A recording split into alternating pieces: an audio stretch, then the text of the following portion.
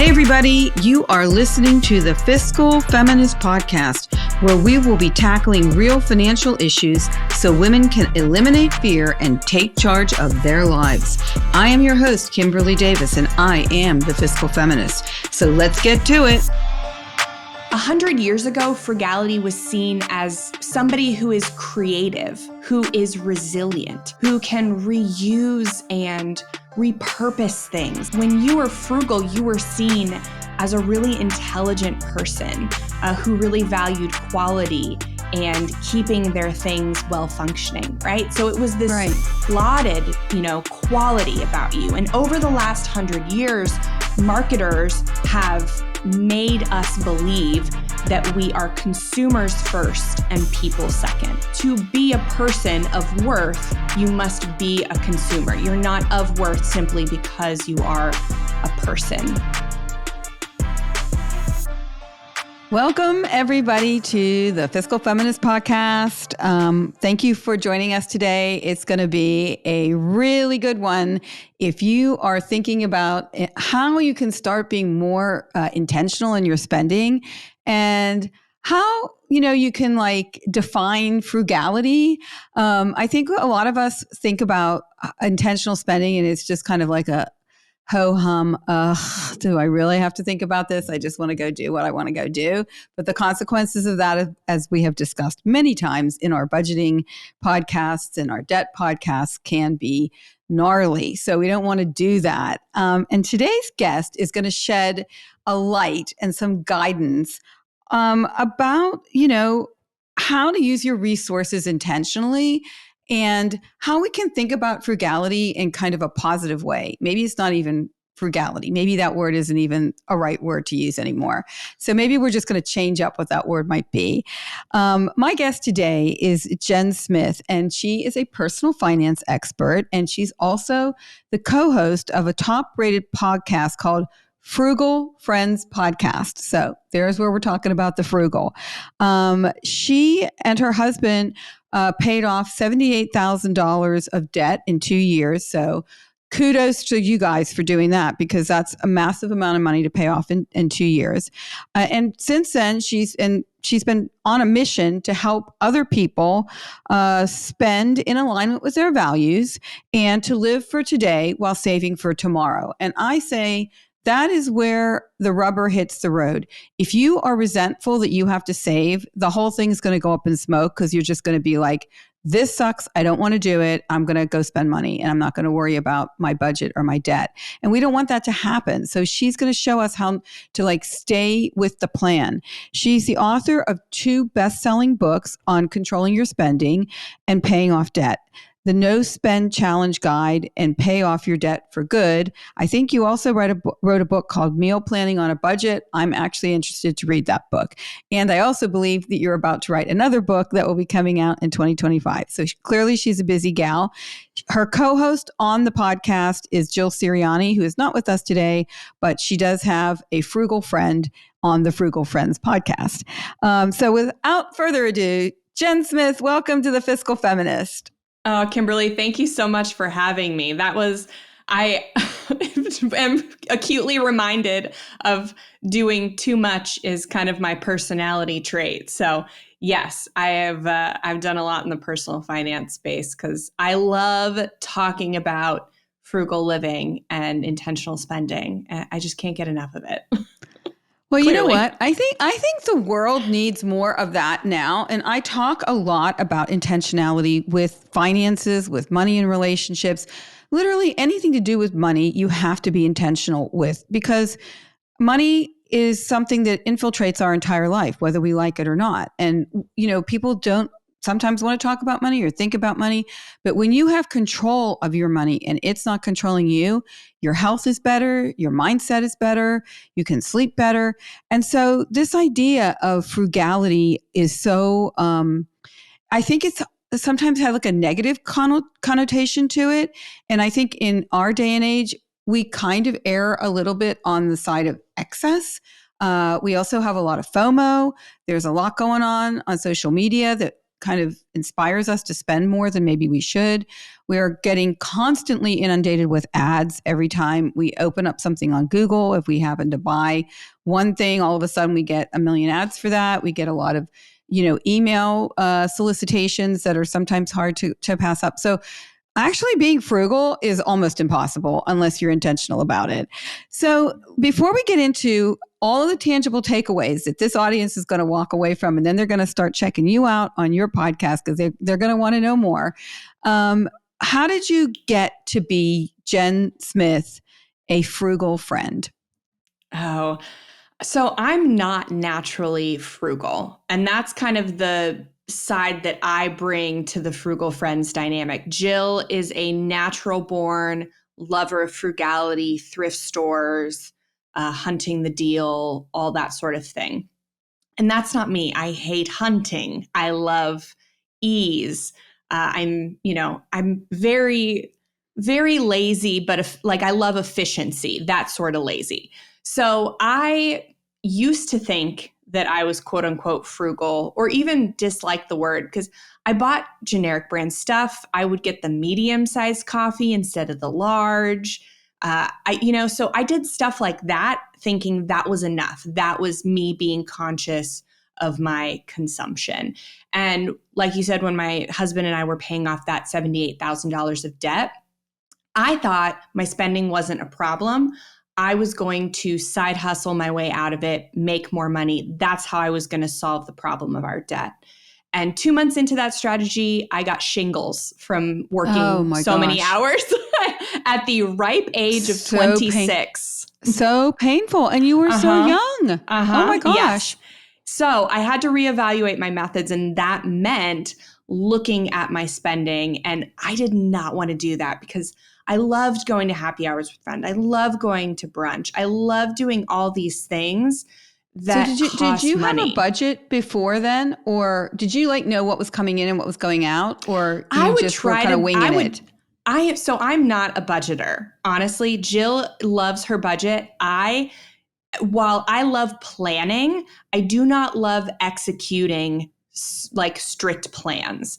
I'm much more of like a flexible planner. Like, give me an outline sort of thing. Give me a rough guesstimate and I'll kind of stick to that, which is why values-based spending is so attractive to me, because I don't have to make a strict budget. Strict budgets are like diets to me. And I know so many people are in the same boat as me where they hate budgeting. So I would try to make this perfect budget, this budget that said I had this much to save, this much to pay off debt, and this much to spend. But by the end of the month was never the reality, because my behaviors were not perfect.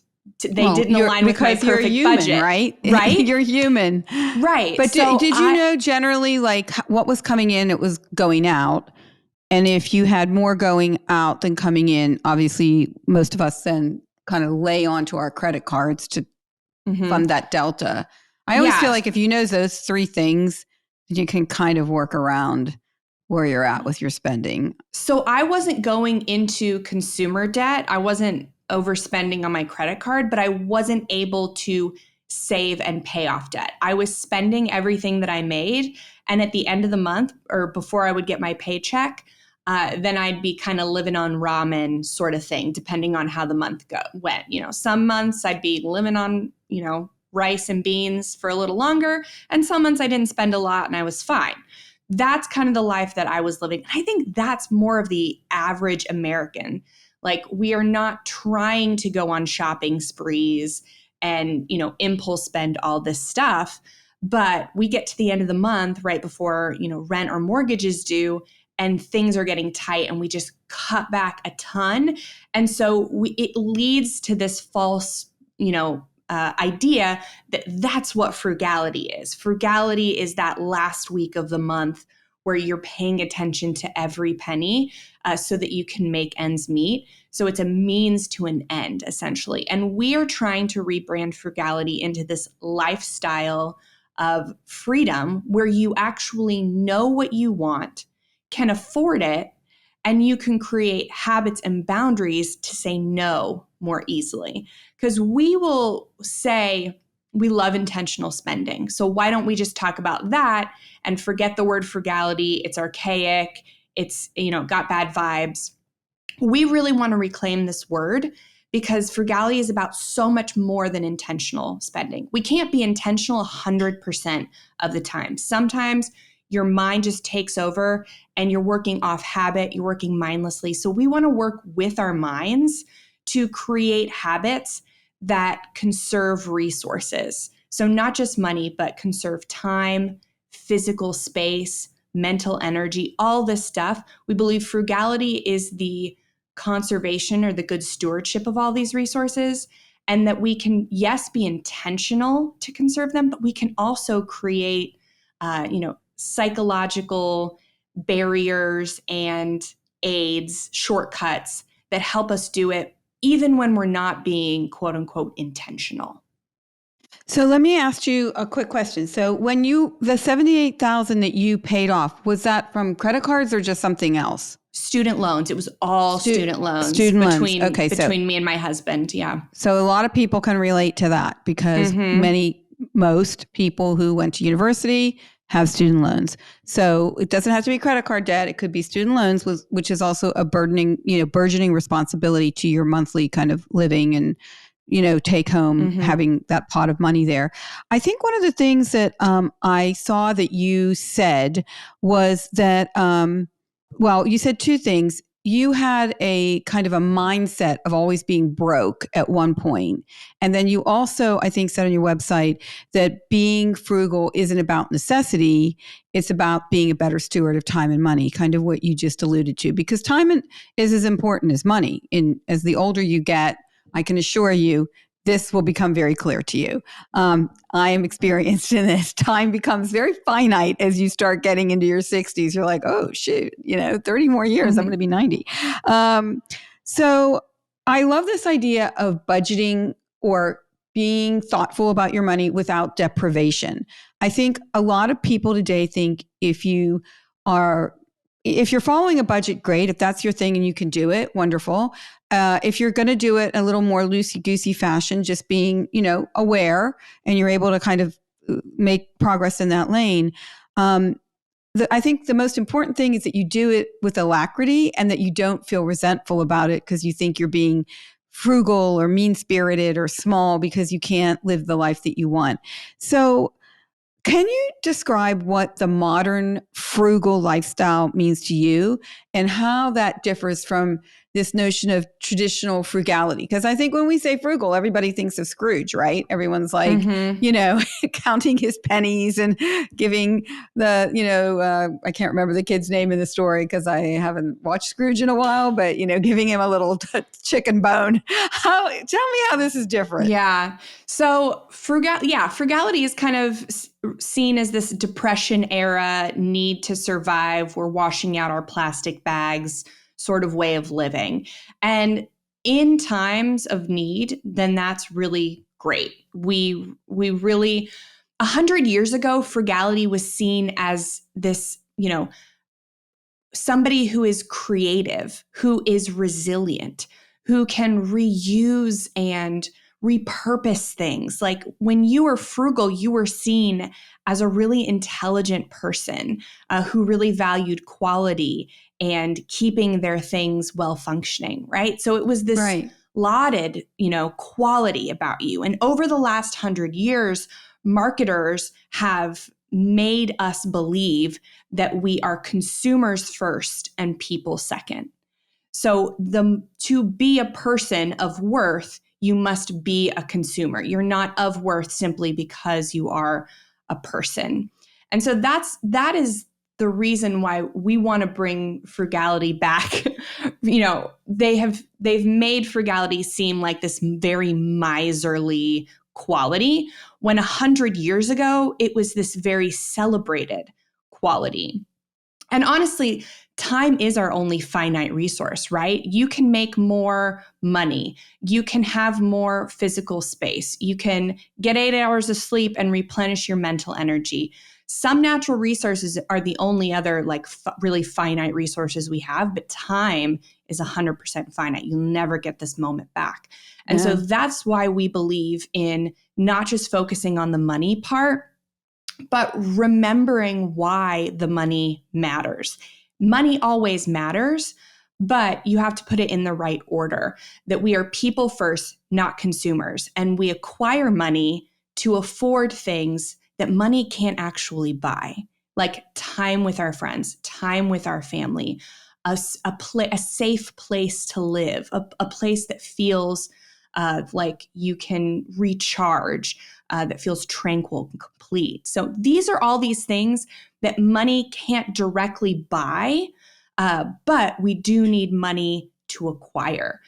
So that's really why we want to reclaim the actual term frugality and not just replace it. And that's what we feel like that modern frugality, for lack of a better term, which modern frugality is like my website and screen name on all social platforms. But that's what we feel like this modern frugality is.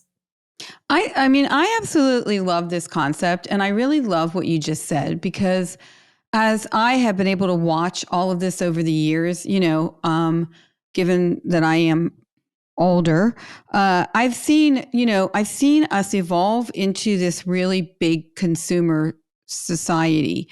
And I think it all started when I was a kid in the 60s and the 70s, like basically the only catalog that ever came out, and I don't even think it was mailed to you, was the Sears catalog, right? You weren't bombarded. There went a whole time in the 80s and 90s where everything was catalogs being sent to you, and then all of a sudden the internet was developed. And then, lo and behold, now we're just like you can't get away from consumerism. And so I do believe that you are right, that we've become consumers first, and we are just obsessed with possessing things, and also maybe keeping up with other people, or just like we're just junkies on buying stuff. I don't know. But you're right. Like the idea of buying something quality that will last and that you can reuse and that you take care of, there's something to me very alluring about that. It shows, I don't know, I'd rather have a few good things than a lot of other things that aren't, that are cheap and fall apart, and just buy them for the sake of that high of buying something. So I think that you're really onto something here. And I think modern frugality is a great value, because it's about your value system, right? And as someone who works with a lot of wealthy people who do have a lot of money, and it's not always the case, but money cannot buy you certain things. It can't buy you your health. It can't buy you time. And when you're thinking about those things that are most important in your life, usually those things are experiences, family, friends, those things that are not, maybe it's not, buying a BMW. I don't know. That might be on the list, but it's probably after your family and your friends and your experiences. So I think that you are hitting on something that is very timely. And if we can get a movement behind it, we're probably going to have a lot more happier people, because they're not going to be stressing about money, right? Yes, that's what we want. We want to create this movement.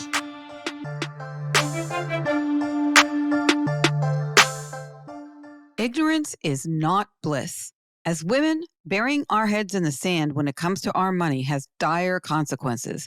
But yet, so many of us have employed this detrimental strategy.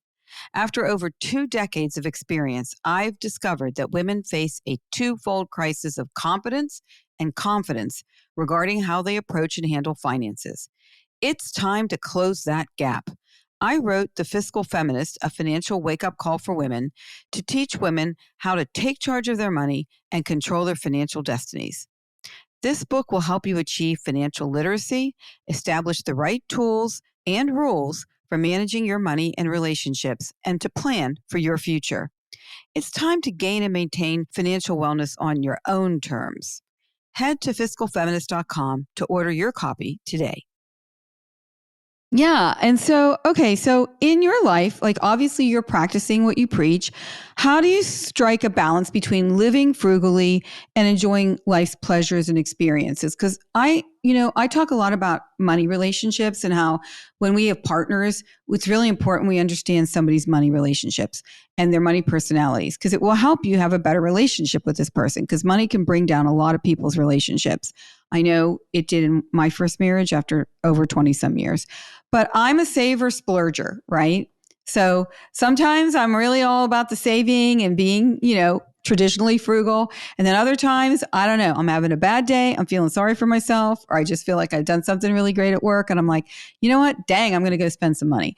And I go back and forth on it, And then my ex-husband, just as a real time example, he was just a real analytical saver. Like he will forego experiences and fun and the future for seeing money in that bank account. That to him is like, he can't get beyond that.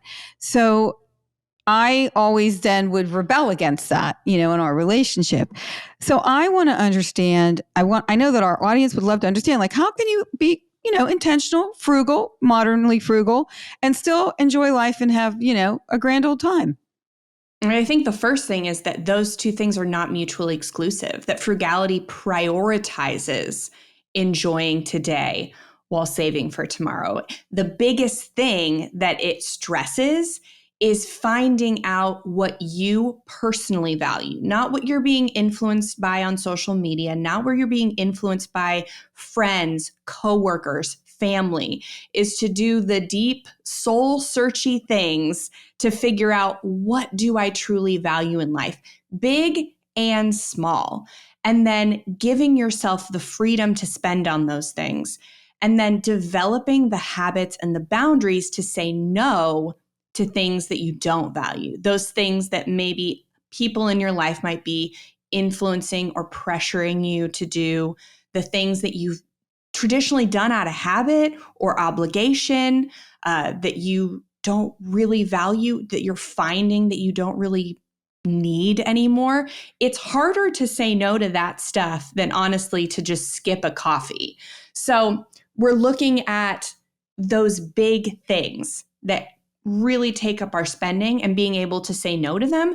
And that's why there's so much to be said for impulse spending, right? Right. We villainize it, we demonize it, but it's not really the villain. We don't villainize anything in spending. Spending is a skill, and you just have to learn how to do it well. So sometimes impulse purchases you make are going to be really valuable to you. If there's something you've been wanting for a while and you've stayed patient, and this thing just pops up on sale for 40% off, and you didn't plan for it in your budget, it is a great thing to impulse buy on that. And that's what impulse spending is defined as, is unplanned spending. But that's Correct. not bad. So we're not demonizing even these like save splurge cycles. If you're somebody who loves to save so that you can afford to splurge on a bad day, that's not being not frugal. That's doing one thing so that you can afford to do another. It's just being honest and real and saying, like, I do this, so I need to do this, and working with our brains and our personalities instead of against it. So these things are not mutually exclusive. They all coexist within frugality. We just want to be aware of them so that we're not doing the, save, splurge, splurge, splurge, save, splurge, and deceiving ourselves to think that it's save, splurge, splurge, Right. Right. So we want to be honest and aware of these things so that we can keep those margins between expenses and income so that we can be saving and investing. So, and I think it comes down to like your value, knowing your value system and doing some like soul searching and really looking at this like you would any other thing that you're kind of trying to get the pulse of how you feel about things. So a little bit of introspection with respect to how you like to spend money and really being honest with yourself. And then you can work with that information. And I think that's what I love about your message is that you're saying like, know thyself, right? And then try to work around that. And I think one of the things I always say to people is if you know your why, then that's going to help you a lot in accomplishing whatever it is you're trying to accomplish. So if your why for saving through kind of watching your money a little bit is making sure that you have some money in the future, or you have an emergency savings fund if something happens to your car or you get sick, or gives you more options in changing your career. And then also down the line, I mean, we all hopefully are living longer lives now, so we have longer retirements. And if we forget about saving early at an early age, it can and really, really detrimentally affect you as you get older. Because yes, we are living longer and hopefully we're healthier and we can work longer, but you do need to have an exit plan at some point. And if you haven't done anything about that, that's going to be a problem. So I think if people understand their why as to why they would want to save and not just spend every cent kind of, devil may care, that might help the cause. And I also think, I mean, don't you feel like better when you know that you've not blown your whole wad on something and that you've held a little bit back and you've shown some restraint? I mean, I always feel so good about myself because like you, I'm more of a spender than a saver. I've never met a pair of shoes that I generally don't like. So, I mean, I have to control myself. But when I do certain sensible things that way, I always feel so much better about myself that it inspires me to carry on using those habits. So when you are, you're living kind of an intentional, frugal, intentional spending pattern type thing with some blips along the way. You're giving yourself some grace, which I love. Just give me some like practical tips. Cause like I know you wrote a book or you're writing a book or you did write a book on meal planning. And I know sometimes you guys talk about like where you can get like free things, free food. What are some like real tangible tips that people can be doing that's going to help them get into this mindset and also keep them there? Yeah. So when we're looking specifically at saving money, lowering expenses, we tell people to focus on the big three first before anything. We're looking at housing, transportation, and food.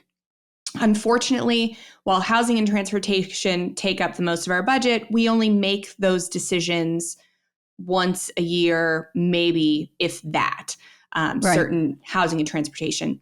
But food, which is many people's either third largest expense or second, maybe even first, depending on where you're at, we make those decisions every day. So we look first to food very often to save money.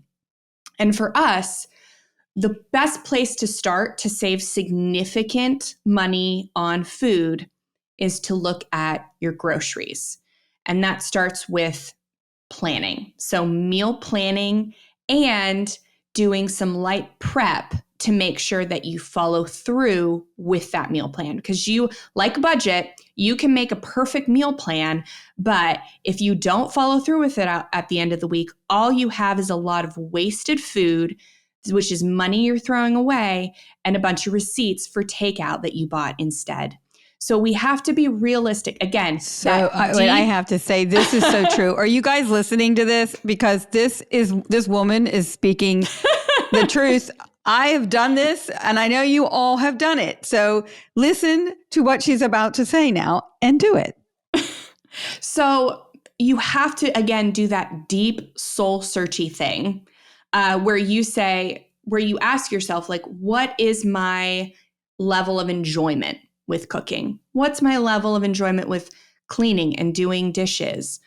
Because some people do enjoy that, and those people can make meal plans that are a little bit more complex than those of us who hate cooking and cleaning. We're going to have to make very simple, low ingredient, one pot, very prepped and advanced sort of meal plans if we're going to follow through with them. Not everybody has to be Ina Garden in the kitchen. We don't have to be making these complex meals for our families. And most of us honestly have gotten over that idea. Yeah. So let's just be honest with ourselves in our meal planning and try to use up what we already have in our pantries and our fridge. Let's start meal planning based on what we already have. Challenge yourself to be using up as much of what you have as possible before you're buying new things. Because again, every time you waste food, you're throwing away money, and you're probably ending up with buying takeout that you didn't plan for. So, and this tip, I mean, I have to interject here because it sounds so simple, but actually, how many of us, I know at the end of the week, I look at my, I try to clean the refrigerator out, and I get so frustrated sometimes because I bought something, it's been sitting in there, and now I have to throw it out. I didn't use it. There used to be a long time ago, I think it was like in the 80s, maybe, I don't know. There was a guy who used to write a food column for the New York Times. I think it was Pierre Frani. And he would go in and he'd go into his refrigerator and see what he had, and then he'd make something from it. And that would be like the recipe, and I'm always intrigued by doing that. But if you add up every head of lettuce, every bunch of tomatoes, grapes, whatever that you have not eaten, and you add it up, this is significant money. And then you go and order DoorDash or Grubhub, and by the time you add all the fees and at the tip and yada, yada, yada, like a pizza is costing you like $40. So, I would just say this sounds like something very normal, but we don't do it. And just raising consciousness about it. And if you added up the money, I bet it's not insignificant. Right. No, it's super significant. And that's why we say start here. There are a million ways you can save money, and we try to focus on all of them. But in reality, put away the Starbucks receipts. Don't pay attention to that stuff right now. Let's just start with being able to maintain a meal plan, stick to a grocery list, and get some light prep in so that you can stick to a meal plan throughout the week. Once you get that down, you're going to be saving a lot of money, and you can go on to looking at different, other things. But let's just start with food. Let's be intentional about that first until we don't have to be as intentional anymore. It becomes more of a habit. Then we can start being intentional about other things, because the back burner theory is real. If you're trying to focus on 4 different things at once, you're only going to be able to give your full attention to one at a time. So instead of just pretending like you can change 4 things about your life at a time or more, let's be realistic about what our brains can do, and let's just try to change one thing. And that's why I love meal planning and meal prepping so much, is because you do get the biggest bang for your buck, so to speak. When you're looking at the 80-20 rule, like 20% of your effort gets you 80% of your results. That food is your 20%. And it's going to get you 80% of your results up front. And also, not to mention, I think it will also make you have a healthier lifestyle, because when you make your own food, you know what's going in there. And honestly, I have to say, one of my favorite things in my kitchen is my slow cooker, because I have a job as a wealth manager, and I do this also. And so I don't have a lot of time. So I have found that if I can get myself organized on a Sunday, do something in that slow cooker, that's going to last me a couple of days for, our meals. And that kind of planning, you can just put it all in there and let it cook for 5 or 6 hours, and you don't have to do much about it.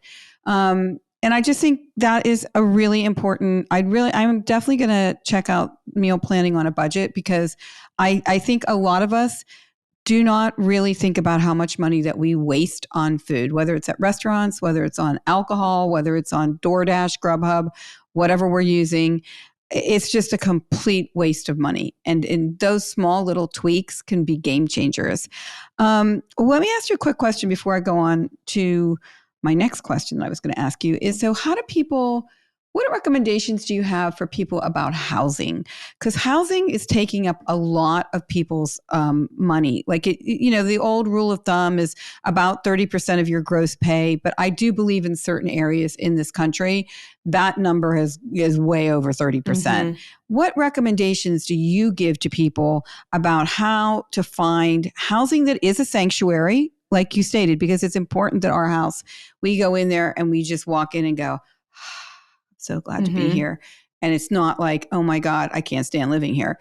What tangible things can you recommend to people about staying intentional, not overspending, but also living in a place that, brings them some peace. Yeah, it's definitely going to be different depending on where you're living. There are some areas where renting has become more affordable than buying a house. And in those areas, definitely recommend renting if you don't already own. If you already own, then I would say making sure that you are keeping your house a place of sanctuary, or decluttering and simplifying to the place where you feel like your house decor is complete. Like when you feel like things are complete and you are decluttered and organized, that is going to make you more content with where you are and not feeling like you want to upgrade. There was a study done, I forget the university, but they looked at maybe 12 families and where they all like congregated on the first floor of their home. And something like only like 40 to 50% of the home was used by somebody, or maybe 60%, somewhere in that range. But so there's, at least 40% of our homes, and that's just the first floor, that aren't really being used. So the fact is that you probably don't need more square footage. You don't need a bigger house to be content. But there are things that you can do to be content with what you already have. And yes, there are, things that you can do to lower your utility costs and small things. But I think the biggest thing is to stay in the home that you own for the entirety of the mortgage if you can, and not leaving it to get, a more expensive house with a higher interest rate. Like if we can be content where we are and figure out ways to preserve what we have, being content without being complacent, then that is going to be the biggest saver for people who already own a home. And I like this idea. I mean, decluttering and getting it to look in the way that you want will prevent you then from going out and trying to buy more things to make it look better or fill it with unnecessary things. And I think I mean, honestly, I haven't really heard anyone say that before. And I like that concept. I, like you, also tell people renting is a fine option. I run millions of financial plans. This is what I do for a living. And sometimes buying a house is really not the best thing to do. I rented after my after my only divorce. I rented after my divorce for almost 8 or 9 years because I was trying to figure out where I wanted to live. I needed to get my children acclimated as they were getting older. I was reestablishing my career. I needed space to think about where I wanted to be. And I also needed to marshal my resources because I was literally, sailing very close to the wind with my money as I was building my life back up in my early 50s. And I needed to preserve liquidity. And I would say now, especially with interest rates high as they are, I would think really deeply about whether or not I wanted to buy a house in this environment, and maybe renting might be a better option. And I think what you say is correct. We don't use a lot of our space that we have. So bigger houses mean more expenses, more carrying costs. I mean, when you're looking at a house and you think you want a bigger house, just realize the water bill, the electric bill, the gardening bill, whatever else comes with it, it's just a lot more money because it's not just the house, it's all the stuff that goes with it. And so you need to think really carefully about that because that can be a real problem if you're trying to just always ante up with the housing. So when you're when you're prioritizing your spending decisions, how do you and you're trying to allocate your resources, which in itself is a task. How do you do it without like feeling guilty or bad about it? Like it sounds to me like this is a value system that you're trying to instill in people. How do you get people to like just lose the old style mindset about denying themselves things and feeling bad about that? Because they're actually gaining in other ways, but I'd like you to speak to that. Yeah. So we say that there's no deprivation in frugality, but there is sacrifice. You do have to lay down the acquisition of some things in order to be able to afford or pick up other things that are more important to you. And eventually you will do that with more joy. Not always all joy. It's not all joy to sacrifice right. Yeah, things. you want to go on this fancy vacation want, and you don't go. right? But, right.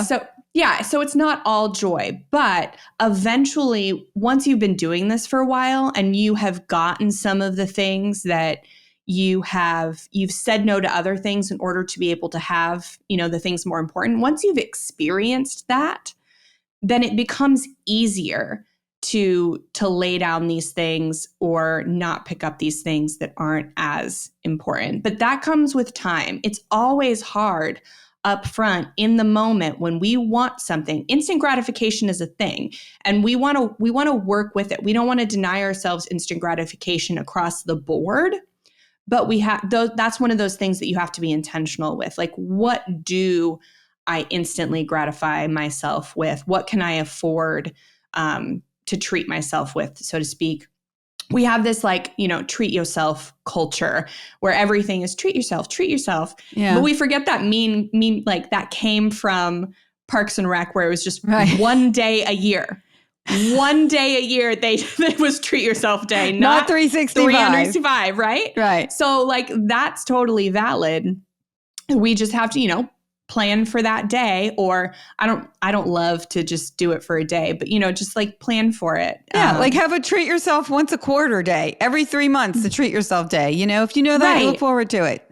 Whatever that is. It's important to include that, because as frugal people, we can start to feel guilty about spending the money that we've saved or spending the money we've budgeted, because we like to see that money in the account. That's as many people love to spend are the people who love to just save and have that security. Yeah. So we need to almost also train our brains to be able to spend on what we value. And we call it, so the name of our book that we're writing is Buy What You Love Without Going Broke. And we want to teach people to identify, like, what do you love? What do you actually love? Not just the things that you spend money on, but what do you love? And spend money on it without guilt. And that can be anything, but it's not everything. So some people are just like, oh, I love everything. I love spending money on everything. But when everything is special, nothing is special. And everybody has special things that bring them joy, make them happy, make them fulfilled. And then their families also have things that make them feel great. And so when we can everybody in our family, our partner, our kids, when we all know what we love, or we're on this journey to finding what we love, then we can have more grace for our partners when they spend on the things they love, because we know they're saying yes to this and I don't value it at all, but they say no to this, this, and this, so that they can say yes to it. And you've had a conversation with them about it. So you're on the same page and you're sharing what you value and what you want to accomplish together and separately. Yes. And when we teach our children to do the same thing, then they grow into adults who better know themselves, what they deserve, and can spend in a way that enhances that. And we are all thrust into this world with no idea how to spend money. Our idea of spending money is to just spend all of it or spend none of it. There is no in between. And so when we can have those conversations between partners and have those open conversations with our kids, we can teach them how to spend money wisely that doesn't feel like deprivation, or it doesn't feel like this weight, like kids who've seen their parents just buy everything and save nothing for retirement, who feel ashamed or guilty to spend money. That's also what we don't want to, cultivate in our children. So when we're having these open conversations, everybody is healthier, not just financially, but like emotionally as well. Yeah. And I think you're so right. I mean, it's kind of this barbell of extremes, right? Like, spending everything and being, so obsessed with saving that you just won't cut yourself a break and have any, you won't spend anything. And so moderation, like kind of just being in the middle there and knowing that money is a means to an end. It can provide you with some amazing, experiences that you will remember to the day you die, as long as you figure out the best way to spend on that. and not spend on everything that comes down the path. Like I know this year, I really want to rent a house for my 3 daughters who are all older and their husbands and boyfriends to all come in the summer. That's a priority for me. I'm going to save for that. I'm not going to spend on certain other things because I want to do that. That's my priority this year. What's my priority for 2024? That's what it is. And I've made that decision, right? And so I'm not going to go buy other things I might want to buy. That will have to be for another time. And I think what it is, I like that you touched upon the word shame. I know like it's hard, especially like I've had this discussion with my older daughter. She just got married last year. A lot of her friends are getting married. There's all these like bachelorette events, parties, travels, and they're expensive, right? And if you have a lot of friends, this could like add up. And there's the shame if you don't do it. And it's really hard to say no, like I can't go because I just did 5 of them and I'm just, I'm tapped out. How do you advise people to like handle that in A, declining, and B, not feeling really bad about themselves because they're doing it, but they kind of need to do it? How do you handle that part of it? Because I think especially as you grow older, hopefully you become more of your authentic self and you don't care about saying no, you don't care as much about no. You learn how to say no, although not everybody gets to that point because it is kind of a hard quality to have to say no, especially as women. I think we like to say yes and be accommodating to people, but the shame thing, when you have to like not go to an event because maybe the travel's too expensive, how do you deal with that? That is the hardest part. I think that is part of the creating the boundaries to say no. And I think the lead up, you can't just be like spending willy-nilly on all these things and then your last friend gets married and be like, oh, sorry, tapped out. Like, yeah, I can't go now. Because they think they're less important than everybody else, right? So there comes with some lead up work. And that's first open conversations about money. I think all friends should be talking about money, not in a way that says like, oh, I'm broke. How about you? But just what are my financial goals? What are your financial goals? What am I making? What are you making? How can we increase our income?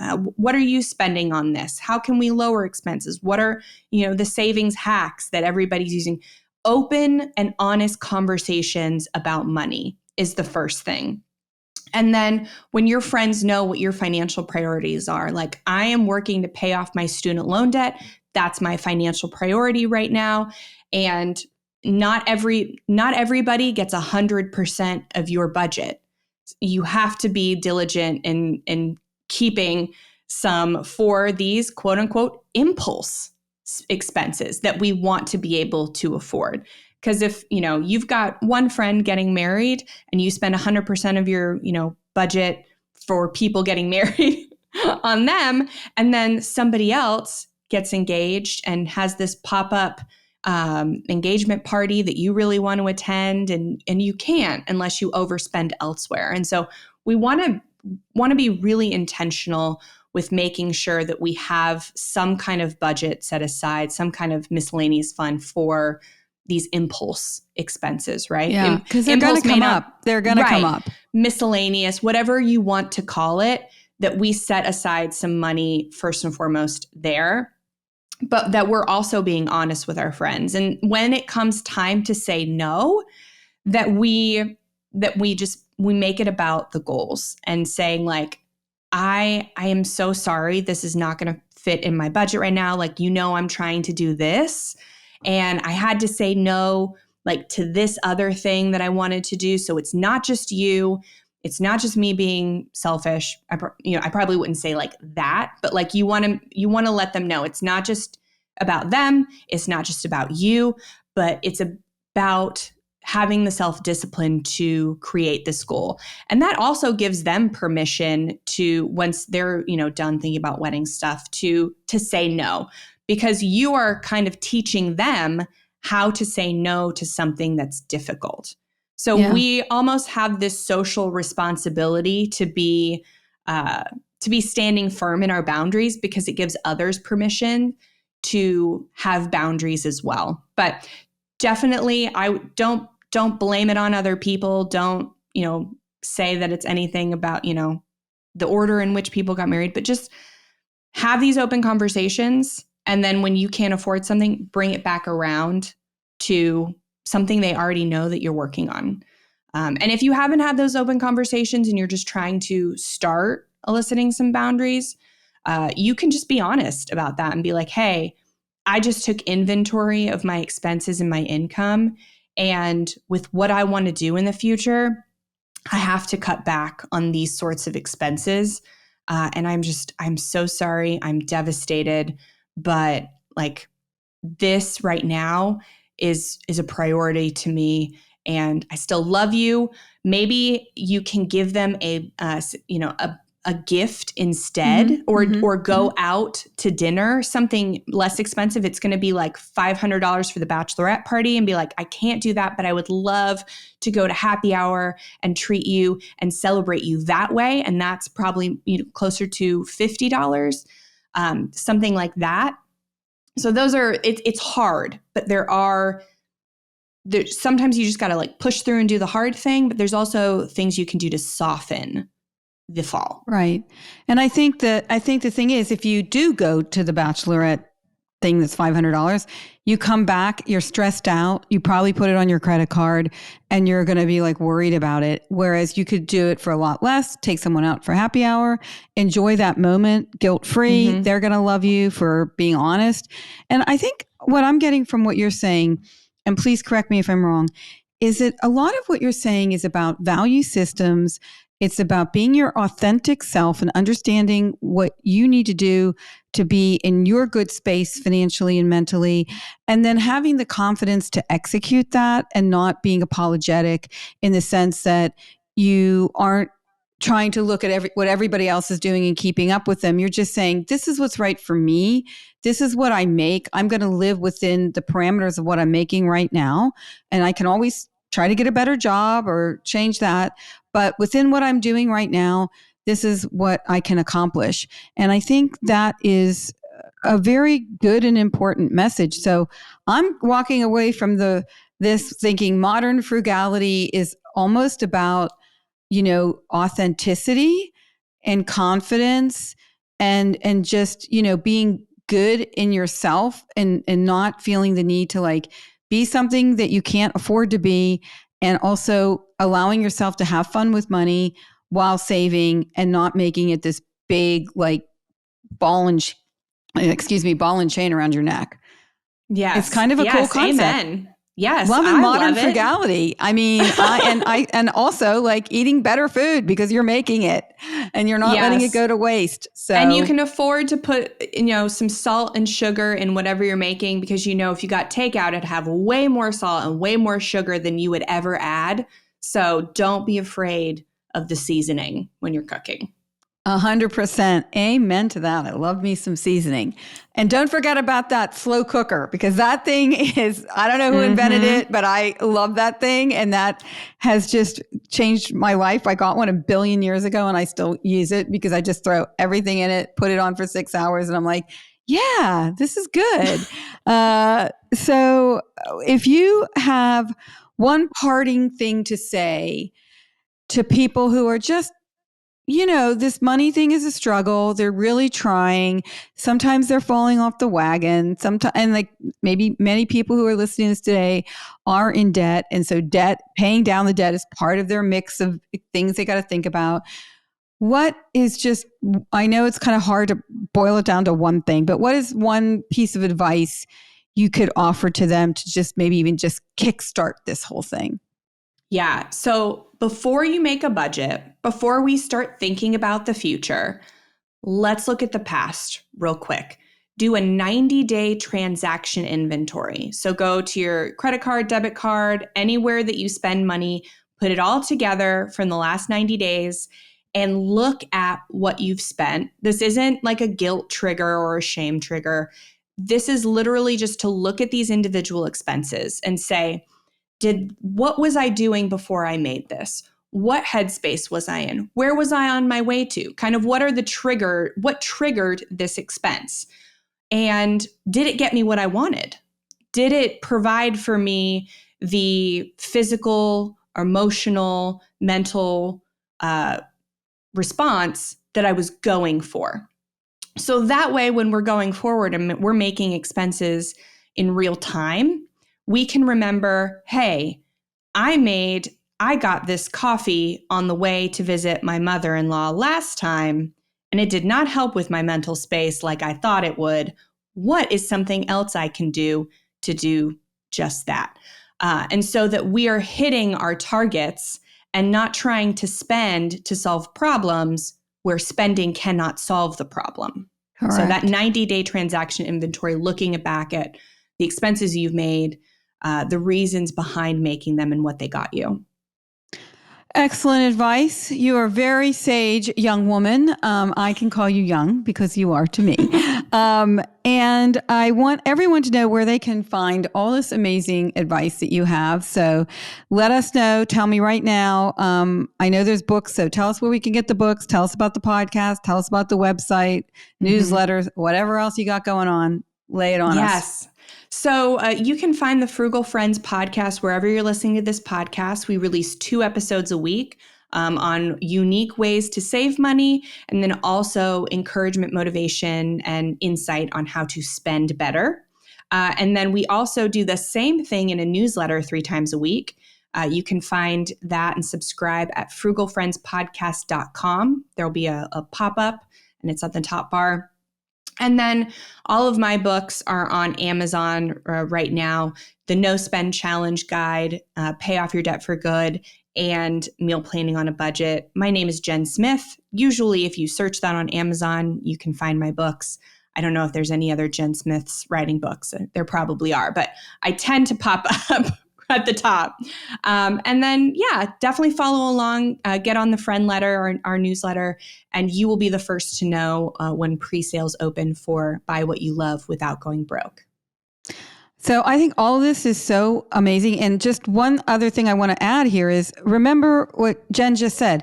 It's not only about knowing how to save, but it's about how to spend better. And to me, that's kind of the linchpin with this, right?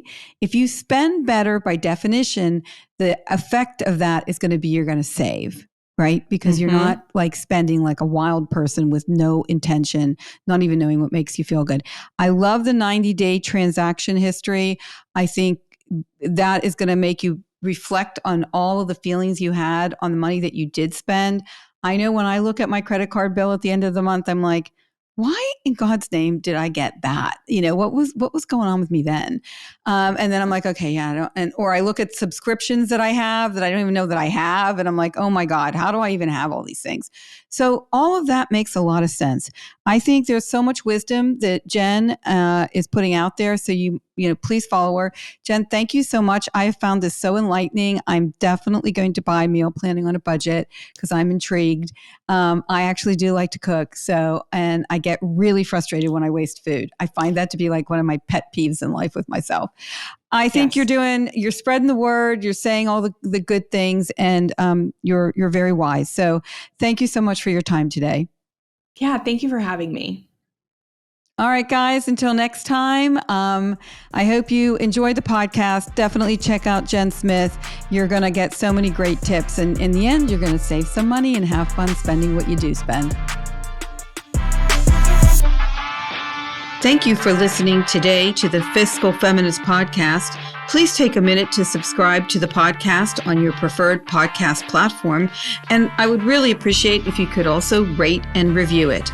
You can also find me on Instagram and TikTok at The Fiscal Feminist, or check out the website fiscalfeminist.com.